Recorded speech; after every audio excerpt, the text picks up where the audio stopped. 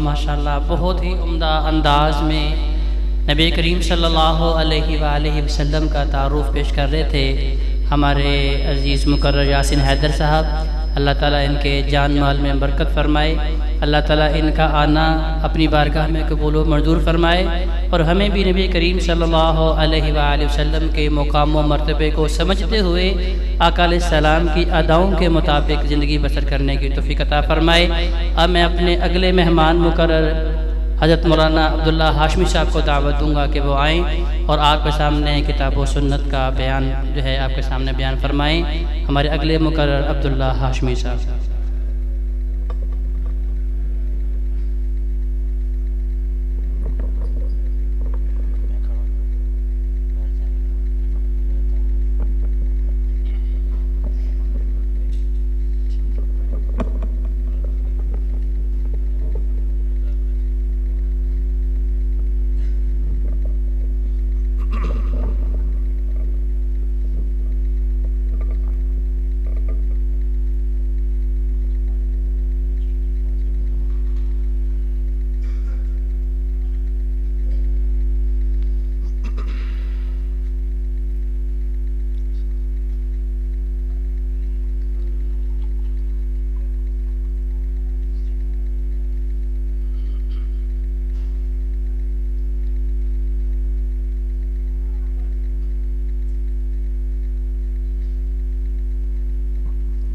السلام علیکم ورحمۃ اللہ وبرکاتہ۔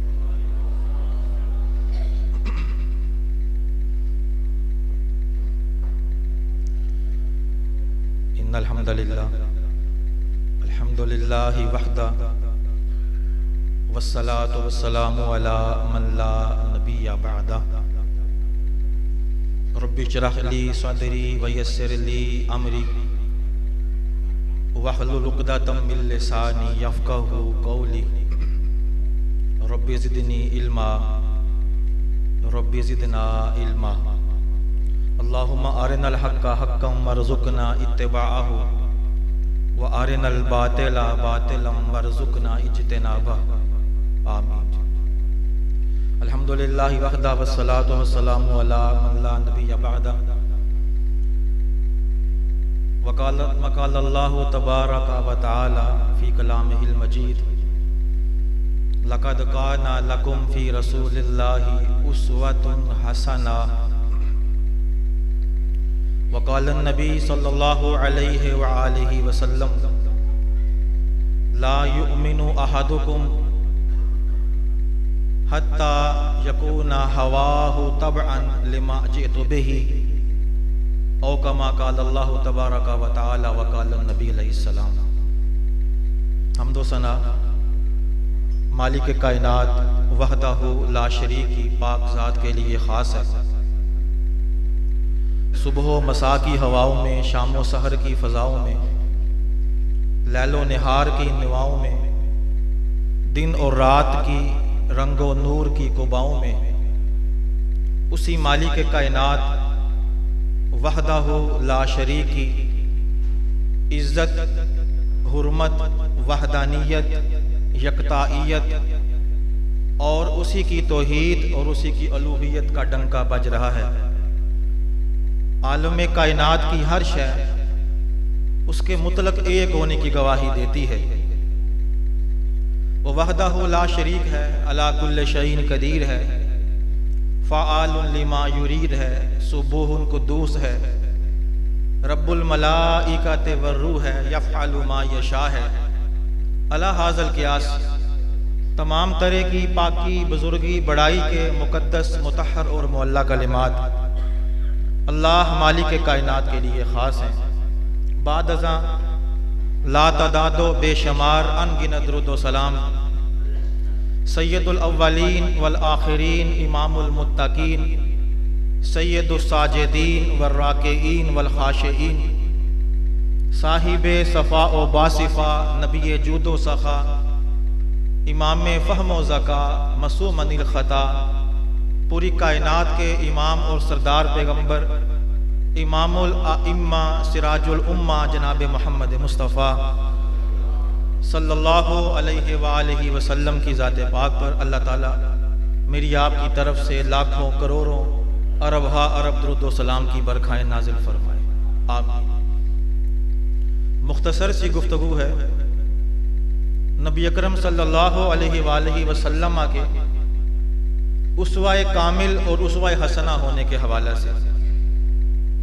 ماشاءاللہ حضرت صاحب بڑا خوبصورت بیان کر گئے ہیں، اللہ انہیں جزائے خیر عطا فرمائے، شان رسالت بڑا زبردست انداز سے بیان کی۔ بات اصل میں یہ ہے بھائیو، میں بالکل بلا تمہید بات کا آغاز کرتا ہوں۔ نبی اکرم صلی اللہ علیہ وسلم کی سیرت اور آپ کی اتباع کامل کے بغیر دنیا و آخرت میں انسان کی کامیابی کا کوئی دوسرا راستہ نہیں ہے۔ لَقَدْ كَانَ لَكُمْ فِي رَسُولِ اللَّهِ أُسْوَةٌ حَسَنَةٌ۔ سیرت کے موضوع سے چونکہ ہمارا یہ پروگرام ہے، صرف چند ایک باتیں سمجھانا چاہتا ہوں، اللہ کرے کہ ہم بات کو سمجھ آئیں۔ دعا فرما لیجئے مالک کائنات مجھے کلمۃ الحق کہنے کی توفیق عطا فرمائے، کتاب و سنت میں سے بیان کرنے کی توفیق دے دے، اور جو ہم سن لیں، سننے کا ادب یہ ہوتا ہے کہ اللہ کے نبی صلی اللہ علیہ وسلم کی بات جب بیان ہو رہی ہو، ہما تن گوش ہو کر سارے خیالات دل سے نکال کے اللہ کے پیغمبر کی بات سننا چاہیے۔ یہ آپ کی بات کی عزت اور آپ کی توقیر اور عظمت ہے۔ ایسی ہی بات جو غور کے ساتھ سنی جائے اثر وہی کرتی ہے۔ ہمارے لیے اس کائنات میں قرآن مجید، فرقان حمید اور اللہ کے نبی کے مبارک کلمات سے بڑھ کے ہدایت کا کوئی دوسرا کلمہ نہیں ہو سکتا۔ انشاءاللہ غور کے ساتھ سنیں گے بہت فائدہ ہوگا اللہ کے فضل سے۔ بات یہ ہو رہی تھی کہ اللہ کے پیغمبر کی اتباع اور آپ کی کامل پیروی ایک مسلمان کے لیے کامیابی کی نجات اسی میں۔ آپ ہمارے لیے اسوہ حسنہ ہے، اسوۃ حسنہ۔ یہ لفظ اسوہ جو ہے یہ حسنہ کی قید کے ساتھ آیا ہے۔ اسوہ تو بے شمار لوگ ہیں، بے شمار لوگوں کی زندگیاں ہمارے لیے اسوہ ہو سکتی ہیں، اپنے ماں باپ کی زندگی بھی ہمارے لیے اسوہ ہوتی ہے۔ اگر نیک ہوں تو اولاد انہی کے پیچھے چلتی ہے، خاندان کے کسی بڑے کی زندگی بھی ہمارے لیے اسوہ ہوتی ہے، کسی عالم دین کو بھی لوگ فالو کرتے ہیں۔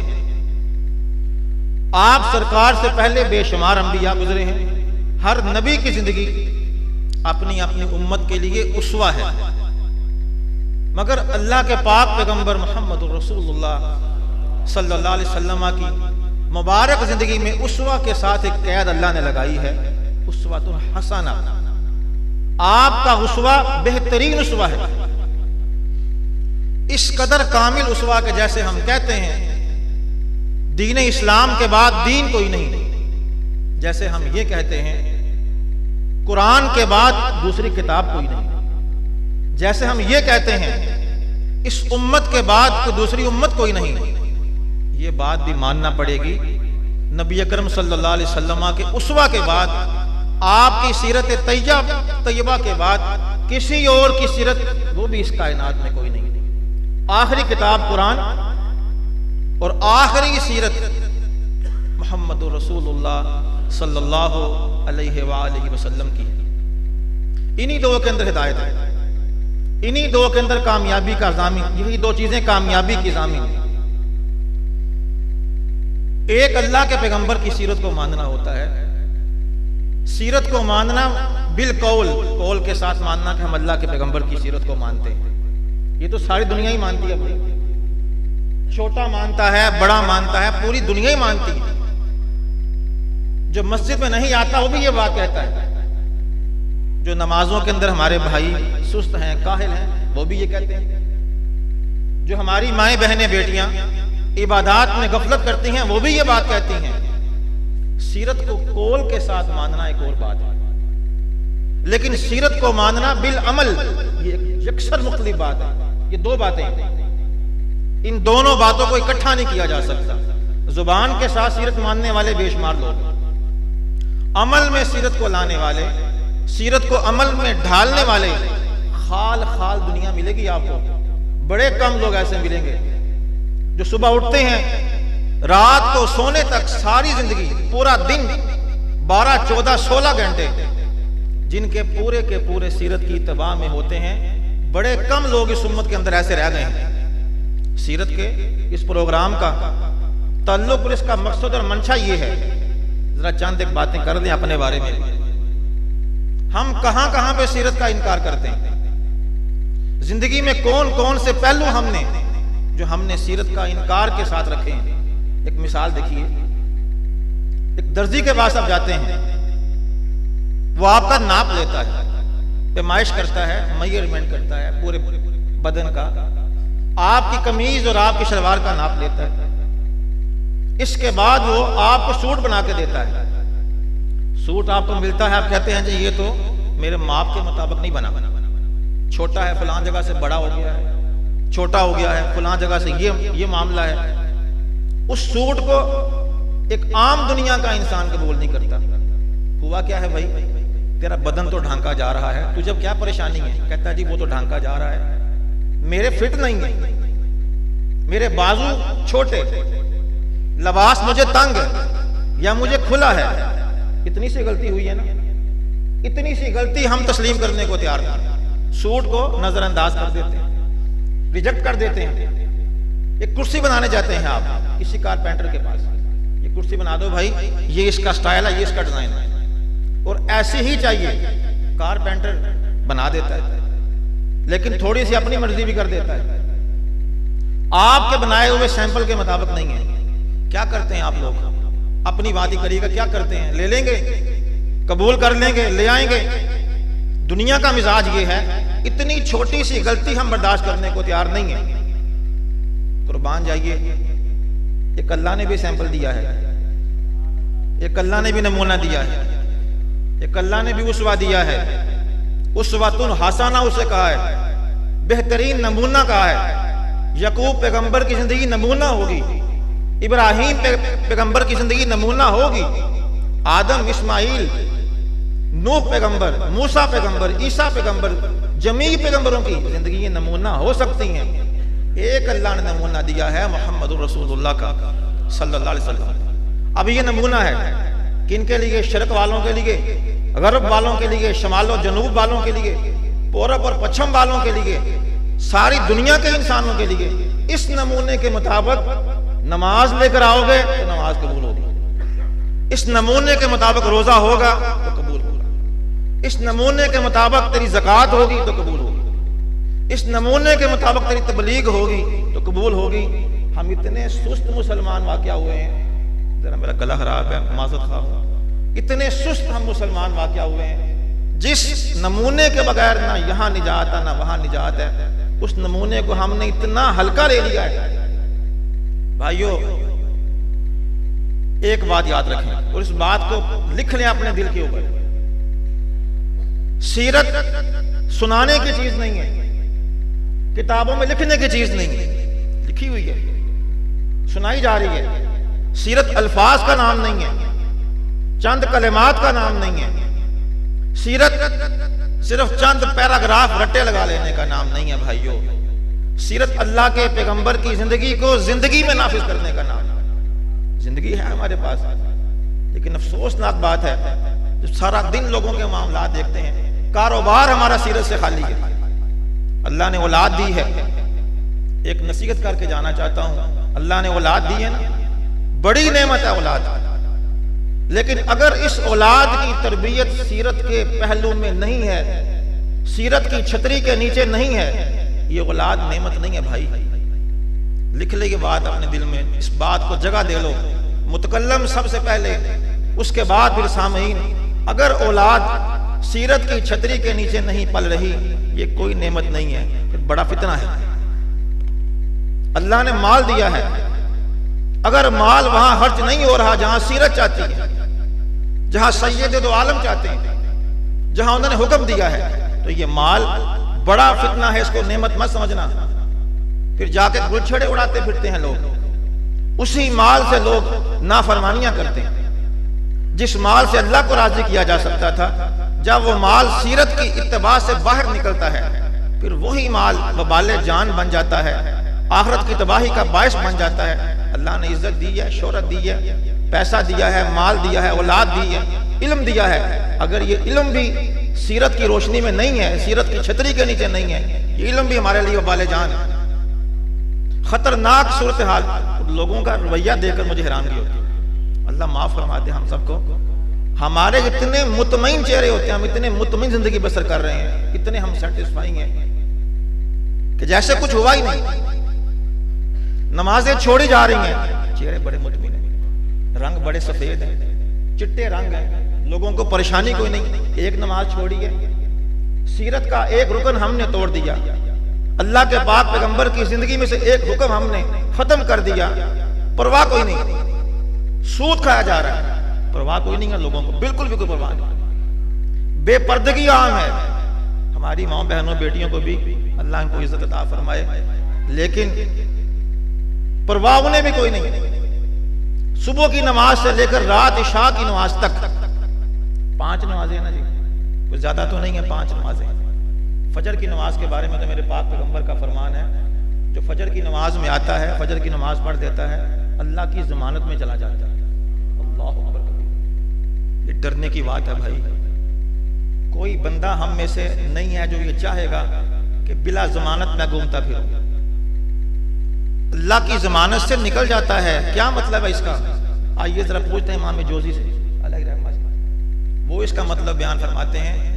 فقط خارج من ضمان اللہ، اللہ کی ضمانت سے نکلنے کا مطلب یہ ہے اس کے جان، اس کی جان، اس کے مال اور اس کے معاملات میں سے اللہ اپنا ہاتھ اٹھا لیتا ہے۔ کیا کیا اس نے فجر کی نماز چھوڑی، اس نے 4 رکعت کی نماز چھوڑی ہے، 2 رکعت فرض 2 سنت، بس اس نے یہ نماز چھوڑی ہے۔ سارا دن مجھے پریشانی نہ ہو تو کیا ہو، پریشانی نہ ہو تو اور کیا ہو۔ ایک آدمی اللہ کی ضمانت کے بغیر گھوم رہا ہے اور کتنا خوش ہے، اس کا دل کتنا مطمئن ہے۔ ذرا اپنے اندر جھانک کے دیکھیے، میں بھی جھانک کے دیکھتا ہوں۔ سیرت کے پروگرام کا مقصد یہ ہے، ذرا اپنا جائزہ لینا چاہیے، اندر جھانک کے دیکھیے کتنے دنوں کی فجر کی نمازیں ہم نے قضا کی ہوئی، کتنے دن ہو گئے کہ میری پیشانی فجر کے وقت اللہ کے سامنے نہیں جھکی، کتنے دن ہو گئے ہیں اذان کی آواز، ندا ہے یہ اس کو معمولی بلاوا مت سمجھو، ندائے رحمان ہے، اللہ کی ندا ہے، اللہ کی آواز ہے، یہ کسی دنیا کے عام انسان کی آواز نہیں ہے، کسی گورنمنٹ کی آواز نہیں ہے، کسی گورنمنٹ کے ہرکارے کی آواز نہیں ہے۔ رب العزت مالک کائنات کون و مکان کا جو مالک ہے، اس کی ندا ہے، اللہ اکبر کی آواز آ رہی ہے۔ میرے کان یہ آواز سننے کو تیار کیوں نہیں ہے؟ کیوں میرے کانوں کے اندر جا کر یہ آواز دل میں نہیں اتر جاتی؟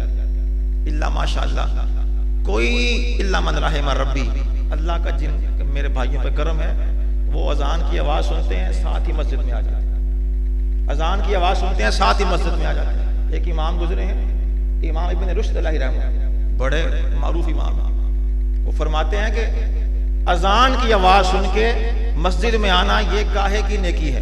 الفاظ ذرا سنیے گا، جھنجھوڑ دینے والے الفاظ ہیں۔ وہ بھائی کبھی ایسا بھی کیا کر، ابھی اذان ہونے میں تھوڑا وقت ہو، پہلے ہی جا کے مسجد کے اندر بیٹھ جائے، پہلے ہی جا کے بیٹھ جائے کہ میں اپنے کانوں سے اللہ کی آواز سنوں، اللہ کا پیغام سنوں، اس کی ندا سنوں۔ محبت تو یہ ہے، بلاوے پہ تو آ گیا، محبت ہے، اس سے بڑی محبت یہ ہے ابھی بلاوا آیا نہیں، تیرے دل کے اندر مسجد کا شوق اتنا پیدا ہو گیا ہے تو مسجد میں جا کے بیٹھ گیا ہے۔ ان لوگوں کو محدثین کہا کرتے تھے یہ مساجد کے کیل ہیں، جو اس طرح کے لوگ ہوتے ہیں نا، انہیں کہتے تھے یہ مساجد کے کیل ہیں جو اللہ نے ٹھونکے ہوئے ہیں، ابھی اذان ہو ہی نہیں مسجد میں جا کے بیٹھا ہوا۔ ہمارا حال کیا ہے؟ گنگا الٹی کر دی ہم نے پانی الٹ سمت بہا دیا۔ ہمارا معاملہ اس کے برعکس، اذانیں ہو گئی، سنی انسنی کر دی، اچھا جاتا ہوں، نماز گئی۔ شیطان ایک بڑا یہاں پر زور لگاتا ہے، یہ نمازیوں کی بات کر رہا ہوں، جو ہمارے بھائی اللہ معاف کرے جو نمازوں سے غافل ہیں، فی الحال وہ میری گفتگو کے میں شامل نہیں، نمازیوں کی بات کر رہا ہوں۔ ایک نماز چھوٹی ہے، ساتھ ہی شیطان نے داؤ لگا دیا، چل اگلی نماز کے ساتھ اکٹھی کر کے پڑھ دیں، جمع کر دیں، جمع نہیں ہوتی، عصر بھی گئی، پھر شیطان ایک اور داؤ لگاتا ہے، مغرب کی نماز جب آئے گی نا، مغرب کی نماز کے بعد ظہر کی بھی ساتھ پڑھنا، عصر کی بھی ساتھ پڑھنا، وقت فوت ہو گیا، ایک نماز فوت ہو گئی، ایک نماز ضائع کر دی، ایک نماز خراب کر دی، ایک نماز کا وقت ضائع کر دیا، شیطان کا داؤ کامیاب ہو جاتا ہے۔ ہمارے اکثر بھائی ایک نماز پڑھتے ہیں پورے دن میں، کوئی ایسے بھی ہیں بیچارے وہ 2 پڑھ لیتے ہیں، فجر کی اور عشاء کی پڑھ لیتے ہیں، کچھ اس طرح کے بھی ہیں، بڑا کس دن جوش آتا ہے 5 کی 5 پڑھ دیتے ہیں، کبھی ایسا بھی ہوتا ہے 5 کی 5 ہی چھوڑ دیتے ہیں، مرضی کا دین نہیں۔ سیرت یہ بات سکھاتی ہے، اللہ کے پیغمبر صلی اللہ علیہ وسلم کی سیرت اس بات کا تقاضا کرتی ہے، آپ کی سیرت کہاں سے ملتی ہے؟ اب عائشہ کے پاس ایک صحیح بخاری کی حدیث ہے، کچھ لوگ آئے تھے نا، سوال کیا تھا اللہ کے پیغمبر کی زندگی کے بارے میں، تو کیا جواب دیا تھا؟ یہ جواب ہمارے بچے کو یاد ہے، پوچھا تھا کہ آپ کا اخلاق کیا ہے، آپ کی زندگی کیا ہے، آپ کی سیرت کیا ہے؟ کیا جواب تھا؟ سب کو جواب آتا ہے۔ آپ نے فرمایا تھا کہ کیا انت تقرأ القرآن، کیا تو نے قرآن نہیں پڑھا؟ اس نے کہا جی پڑھا ہے۔ کہا کہ میرے پاک پیغمبر کی سیرت، آپ کا اخلاق سارا قرآن ہی تھا، قرآن سارا آپ کے اندر بولتا تھا۔ نماز چھوڑنے والے بھائی کو سوچنا چاہیے، دعاؤں کے اندر غفلت انتہا کی۔ میں اس پاک پیغمبر کی سیرت بیان کر رہا ہوں، جب کوئی مسئلہ ہوتا تھا، ابو موسیٰ شریف حدیث کے راوی ہیں، جب کوئی مسئلہ ہوتا تھا پوری کائنات کے امام کو، تاجدار انبیاء کو، جب کوئی مسئلہ ہوتا تھا تو کیا کرتے تھے؟ صحابی کہتا ہے کہ آپ 2 رکعت نماز پڑھتے تھے، جب مسئلہ ہوتا تھا 2 رکعت نماز پڑھتے تھے، دعا مانگتے تھے، اپنا مسئلہ وہاں پہ پیش کرتے تھے، اپنا مسئلہ اس کے سامنے رکھتے تھے۔ ہمارا تو حال ہی الٹا ہے، اس کو بھی کہہ لیا، اس کو بھی کہہ لیا، 10 بندے پھر لیے، جب 10 بندوں سے کام نہ ہوا، پریشان ہو کے ذلیل ہو کر، اچھا بھائی اب مسجد میں تو آ جا، تو اللہ سے کہہ لے، 10 بندوں نے انکار کر دیا، اب اللہ سے کہہ لے، 10 بندوں کو کہنے کے بعد پھر بھی اللہ کو کہنے کا خیال نہیں، پھرتے رہتے ہیں۔ آپ کو جب کوئی مسئلہ ہوتا تھا 2 رکعت نماز پڑھتے تھے، دعا مانگتے تھے، یہی معمول رہا میرے آپ کے پیر و مرشد محمد رسول اللہ کا صلی اللہ علیہ وسلم۔ یہ سنت بھی چھوڑے ہوئے ہمیں عرصہ دراز ہو گیا، دعا کے لیے ہاتھ ہی نہیں اٹھتے۔ اذان اور اقامت کے درمیان اللہ کے نبی نے فرمایا قبولیت کا موقع ہے، ذرا اپنا جائزہ لیجئے، میں بھی جائزہ لیتا ہوں۔ متکلم سب سے پہلے ہوتا ہے، ہر خطیب اپنے خطاب کی زد میں ہوتا ہے، یہ بولنا آسان کام نہیں، یہ بولنا کوئی معمولی بات نہیں، ہر خطیب اپنے الفاظ کی زد میں ہے، اور ہر سننے والا بھی اپنی سماعتوں کی زد میں ہے۔ ذرا جائزہ لیجئے، اللہ کے سامنے ہاتھ ملائے، دعا مانگے، ہاتھ اٹھائے، اپنا مسئلہ اللہ کو بیان کیے ہوئے کتنے مہینے ہو گئے، کتنے سال ہو گئے، سالوں کے سال ہو گئے۔ ایک کتاب ہے عربی کی، اس کتاب کا نام ہے کیف سیکون عند وقت رحلہ، اس کا ترجمہ یہ ہے کہ وقت موت میری حالت کیا ہوگی۔ اس کے اندر اس مصنف نے نا بڑے واقعات اکٹھے کیے، میں اپنے بھائیوں کو واقعہ سنانا چاہتا ہوں، صرف اصلاح کے لیے، کوئی کسی پہ تنقید نہیں ہے، فقط اصلاح مقصد ہے بس۔ وہ کہتا ہے کہ ایک عرب کے عالم دین کا بیان ہے، میں ریاض کی مسجد میں نماز پڑھ رہا تھا، تو میرے ساتھ ایک بندہ بیٹھا ہوا تھا، وہ اللہ کے سامنے روئی جا رہا ہے، گر گرا رہا ہے، حاجات، مناجات، دعائیں۔ کہتا ہے میں بڑا حیران ہوا کہ اس بندے کا اللہ کے ساتھ تعلق بڑا مضبوط ہے، یہ اپنا مسئلہ اللہ کے سامنے رکھ رہا ہے، میں ذرا قریب ہو کے بیٹھا، وہ رو رہا ہے، پریشان ہے۔ جب اس نے دعا مانگ لی، میں اس کے پاس گیا، میں نے کہا جناب لگتا کیا پریشان ہے؟ کہتا ہاں جی بہت پریشان ہے۔ تو میں نے کہا اگر کوئی آپ کا مسئلہ ہے تو مجھے بیان کر دیں، میں آپ کا مسئلہ حل کر دیتا ہوں، تو پیسے چاہیے میں حل کر دیتا ہوں۔ وہ جو دعا مانگنے والا تھا، اس عالم دین کا ہاتھ پکڑ کے اس کو مسجد سے باہر لے گیا، باہر جا کے اس نے اشارہ کیا، کہتا ہے یہ سامنے سپر مارکیٹ دیکھ رہے ہو؟ کہا جی دیکھ رہا ہوں۔ کہا یہ میری ہے۔ 'یہ سامنے جو گاڑیاں کھڑی ہیں دیکھ رہے ہو؟ جی کہا یہ گاڑیاں بھی میری ہیں. کہا اندر پھر آپ اتنا پریشان تھے, مسئلہ کیا تھا؟ آپ یوں رو رہے ہیں کہ جیسے انتہا درجے کا کوئی غم ہے. کہا بھائی بات یہ ہے میرا بھتیجا یا بیٹا بیمار ہے, ڈاکٹر نے کہا اس کا آپریشن ہوگا, اس کا آپریشن چل رہا ہے. جتنا کام ہم دنیاوی طور پر مادی طور پہ کر سکتے تھے ہم نے کر دیا, پیسہ لگا دیا, ہسپتال پہنچا دیا, ڈاکٹروں کے حوالے کر دیا. اب جو اگلا کام ہے نا شفا والا, صحت والا, وہ تو آسمان سے ملتی ہے, وہ تو وہاں سے ملتی ہے. یہاں بیٹھ کے میں اللہ سے وہ شفا مانگ رہا تھا, صحت مانگ رہا تھا. اور بھائی میری بہنوں میرے بھائیوں, کبھی اپنے آپ پر غور کیجئے, اس طرح کی دعاؤں کا تعلق چھوٹے ہمارا عرصہ دراز ہو گیا. سیرت کا تقاضا یہ ہے, سیرت زندگی میں نافذ کرنے کی شے ہے. سنت زندگی میں, سیرت سنت کے بغیر سمجھ نہیں آتا. سیرت ہے ہی سنت کے ساتھ. سنت میرے پاک پیغمبر کی سیرت ہے. تجارت ہماری اگر سنت کے اتباع میں ہے تو میں خوشی کے ساتھ کہوں گا میری تجارت سیرت کی اتباع میں ہے. اگر میرا لباس سنت کی اتباع میں ہے میں خوشی کے ساتھ کہوں گا کہ میرا لباس سیرت کی اتباع میں ہے. اگر میری نماز سنت کے مطابق ہے, اللہ کے پاک پیغمبر کی سنت کے عین مطابق ہے, میں خوشی کے ساتھ کہوں گا میری نماز سیرت کے عین مطابق ہے. لیکن لفظ سیرت کو ہم نے اتنا معمولی کر دیا, اتنا چھوٹا کر دیا, اپنی مرضیاں کرتے پھرتے. سیرت آ جائے مرضی ختم. اس لیے مرضی ختم کہ عام پیغمبر کی سیرت نہیں, سید دو عالم کی سیرت, کائنات کے امام اور مرشد کی سیرت, کہ جس سیرت کو اللہ خود فرماتا ہے یہ تمہارے لیے اسوہ کامل. اس قدر بہترین اسوہ جو اس سیرت میں آ گیا, ناکامی کا تصور ختم, کہ وہ مضمر تیری اتباع میں دو عالم کی بھلائی.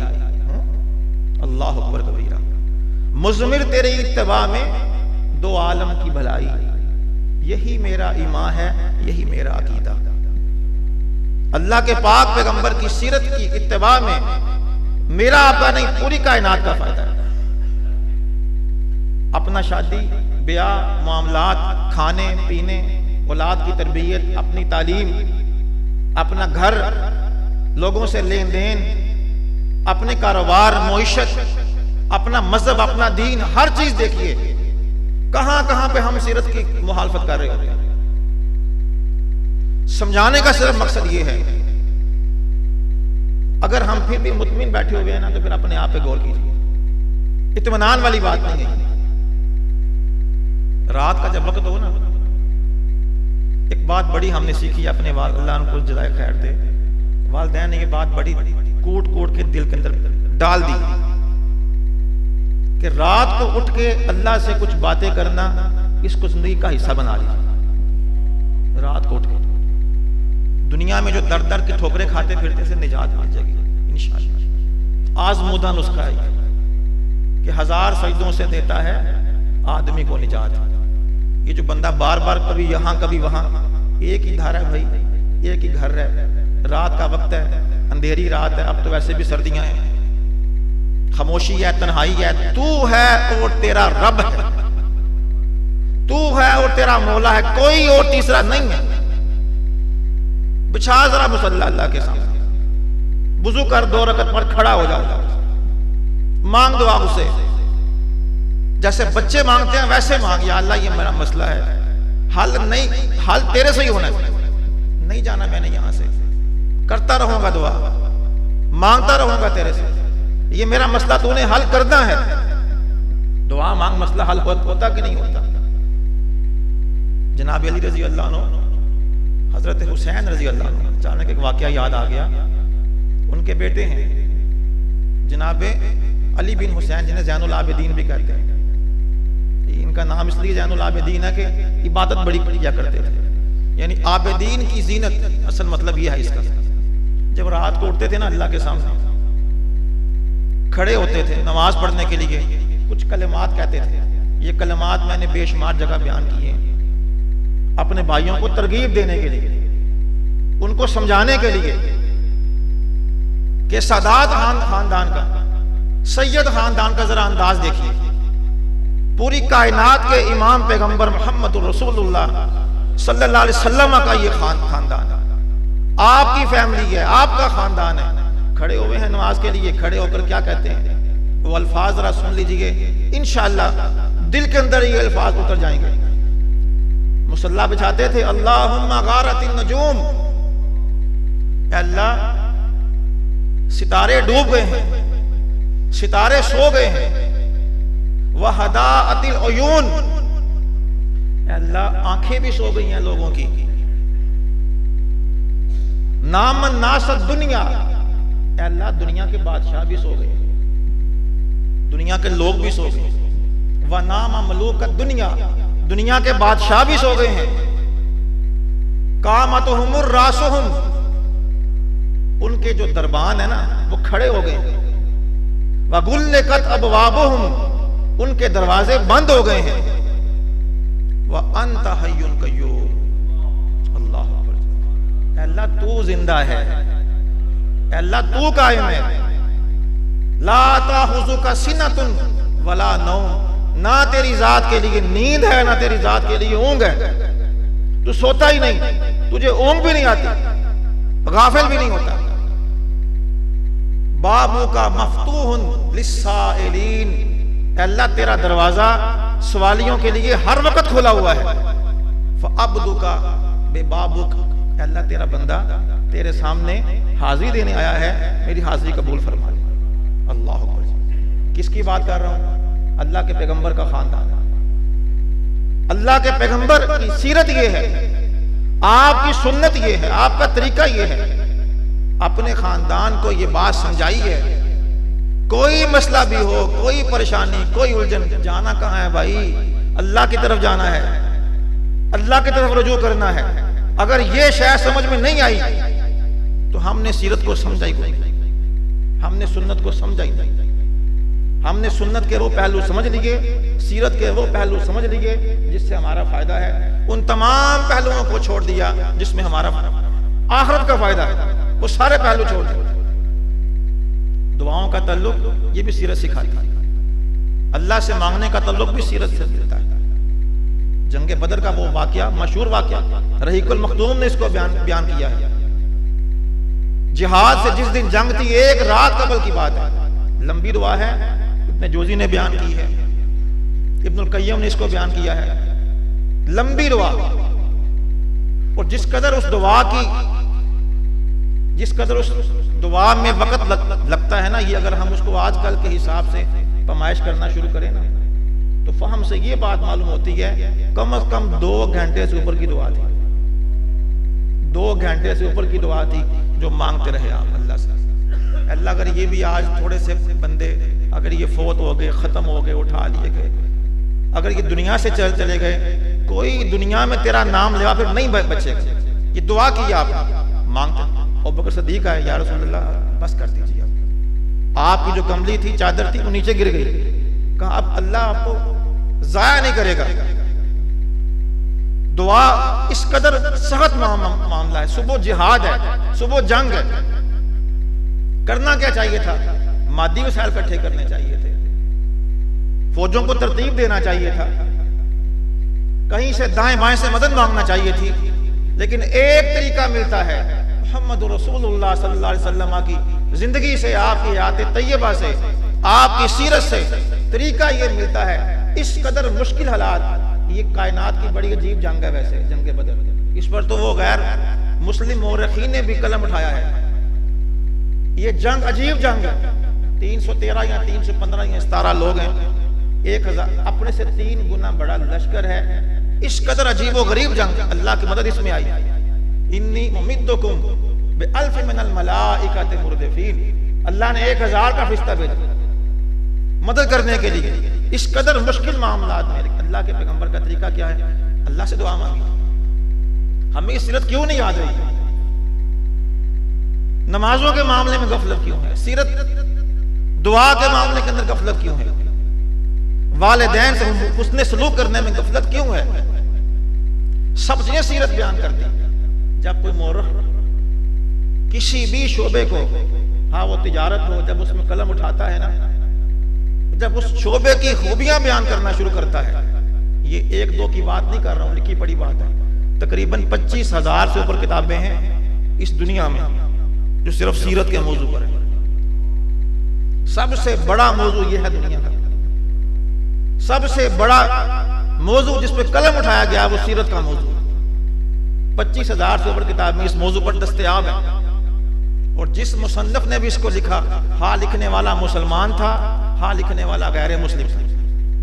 جب وہ تجارت کو بیان کرتا ہے، جب تجارت کی خوبیاں بیان کرتا ہے، ان خوبیوں کے بیان میں ہو ہی نہیں سکتا کہ خوبیاں بیان کرے اور خوبیوں کے اندر محمد رسول اللہ کا نام نہ آئے صلی اللہ علیہ وسلم۔ جب اخلاق کی بات کرتا ہے، ہو ہی نہیں سکتا کہ دنیا بھر کے اخلاق بیان کر دے، اللہ کے پیغمبر کا اخلاق بیان نہ ہو۔ ہمیں اس حوالے سے بڑی سوچنے کی ضرورت ہے بھائیوں، بڑی سمجھنے کی ضرورت ہے۔ زندگی بڑی مختصر ہے، بس یہ چند کلمات آخری بیان کرتا ہوں۔ زندگی بڑی مختصر ہے، اس زندگی کو خدا را للہ سیرت کے پہناوے میں لے کے آئیے، اللہ کے پاک پیغمبر کی سنت کے پہناوے میں لے کے آئیے۔ دو رخی چھوڑ یک رنگ ہو جا، دو دو سیرتیں ہم نے اپنا رکھی ہیں جی۔ یہ سیرت محمد رسول اللہ کی ہے صلی اللہ علیہ وسلم، یہ سیرت میرے کنبے کی ہے، میرے قبیلے کی ہے، میرے خاندان کی ہے، نہ میں ان کو چھوڑ سکتا ہوں، نہ میں ان کو چھوڑ سکتا ہوں۔ جب کبھی دل چاہا سنت پہ عمل کر لیا، جب کبھی دل چاہا اپنے خاندان قوم قبیلہ کی بات پہ بھی عمل کر لیا، کہ دونوں کو ساتھ لے کے چلنا چاہیے۔ دو سیرتیں، پھر یہ الفاظ ذرا نوٹ کر لو، یہ میرے الفاظ نہیں ہیں، یہ ابن القیم کے الفاظ۔ دو سیرتیں، دو طریقے ایک مسلمان کی زندگی میں ایک وقت میں اکٹھے نہیں ہو سکتے۔ طریقہ صرف ایک ہے، آقا کریم محمد رسول اللہ کا، وہی چلے گا، اسی میں خیر و برکت۔ دو دو طریقے ہم ساتھ لے کے چلتے ہیں، یہ دو رخی چھوڑ یک رنگ ہو جا، سراسر موم یا پھر سنگ ہو جا، کچھ ایک تو بن بھائی۔ اصحاب الیمین اور اصحاب الشمال، سارا دن ہم ان دو کے بیچ میں چلتے رہتے ہیں، سارا دن۔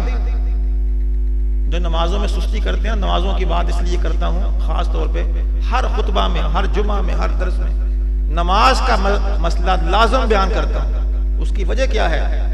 اس کی وجہ وہ حدیث ہے جو علامہ البانی لے کے آئے ہیں، اللہ رحمہ، بہت بڑا محدث، کہ روز قیامت پہلا سوال اللہ کے ہاں نماز کا، اولی پرستش نماز بود، روز محشر کے جان گداز بود، اولی پرستش کے نماز بود، پہلا سوال نماز کا۔ اس میں اگر انسان کامیاب ہو گیا، نکل گیا، پاس ہو گیا، اس کی مثال سمجھیے، داخلہ لینے جاتے ہیں نا کسی کالج میں، تو داخلہ لینے سے پہلے ایک انٹرویو ہوتا ہے، ٹیسٹ ہوتا ہے، ٹیسٹ کے اندر انسان پاس ہو گیا تو اس کا نام لگتا ہے لسٹ پہ، کہ جی اب ان لوگوں کو کال کی جائے گی انٹرویو کے لیے۔ ٹیسٹ میں جو پاس ہوگا اندر وہ جائے گا، ورنہ وہ کالج کی یونیورسٹی کی چار دیواری سے باہر رہے گا۔ اب ذرا بات کو سمجھو، نماز کیا ہے؟ ٹیسٹ۔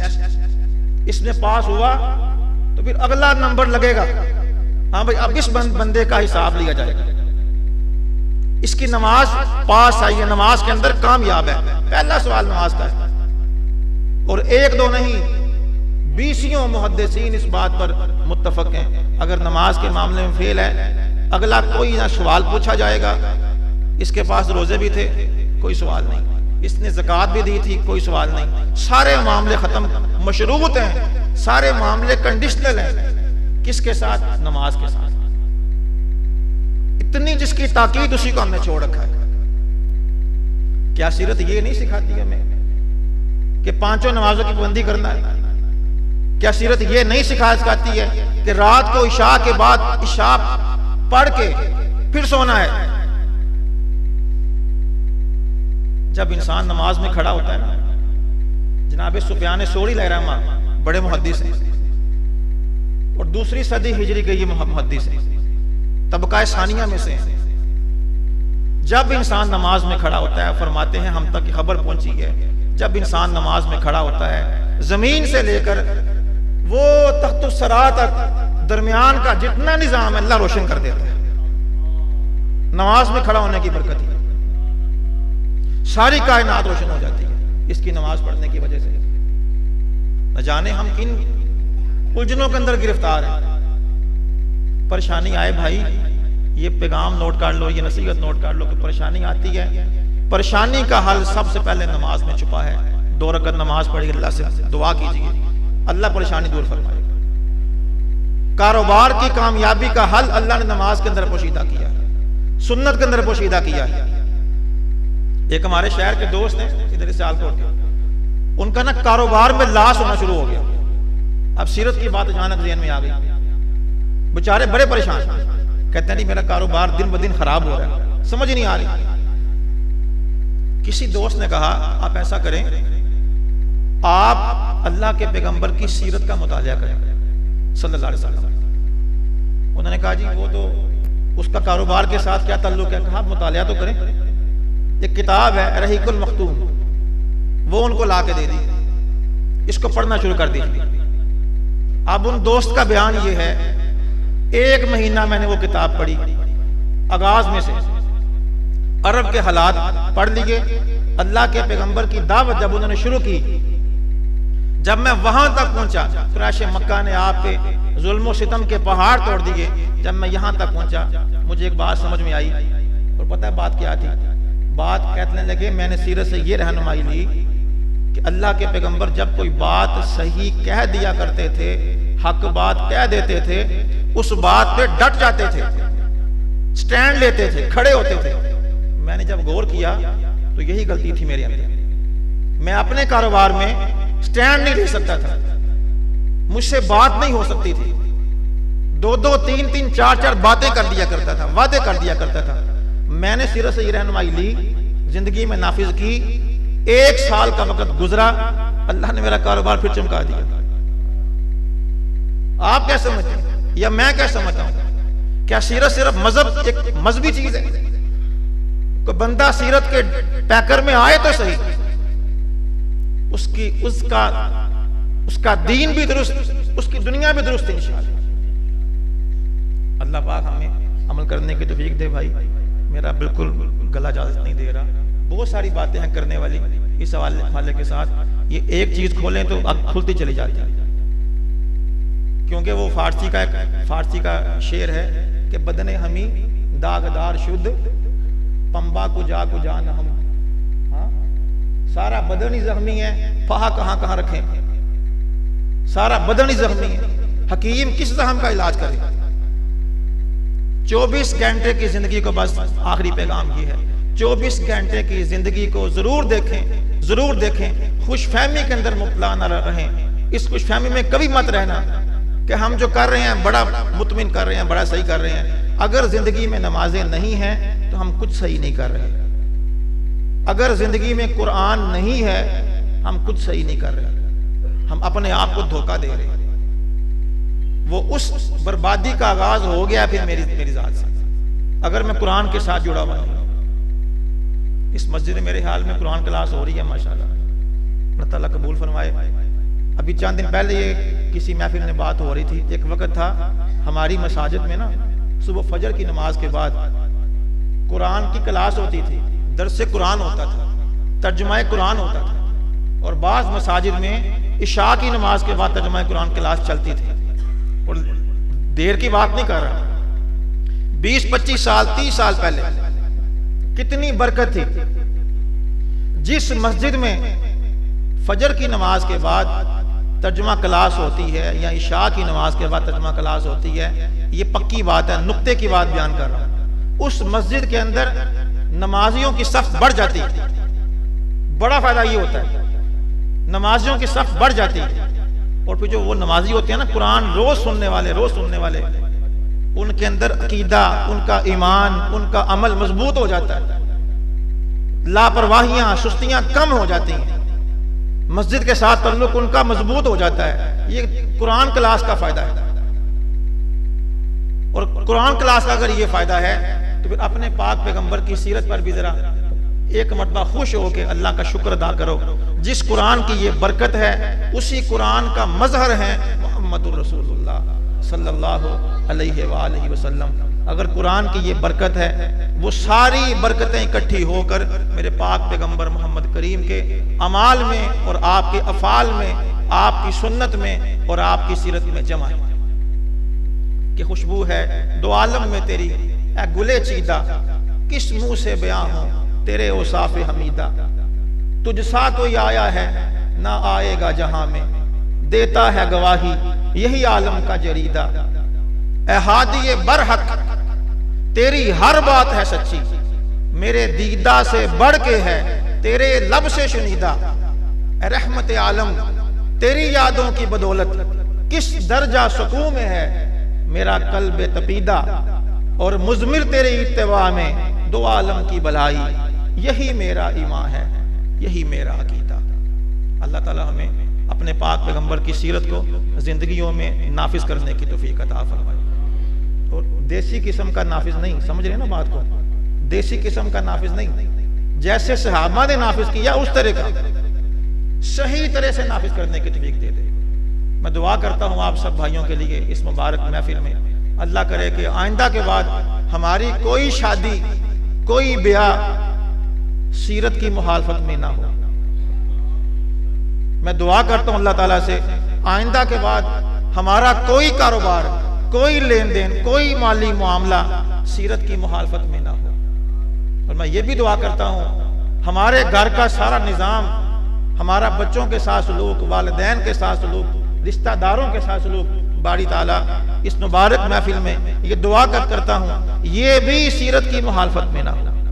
ہمیں سر سے لے کے پاؤں تک سیرت اور سنت کے پیکر میں ڈھال دیں میرے مولا۔ اقول قولی ھذا واستغفر اللہ لی ولکم ولسائر المسلمین وجمیع المسلمات۔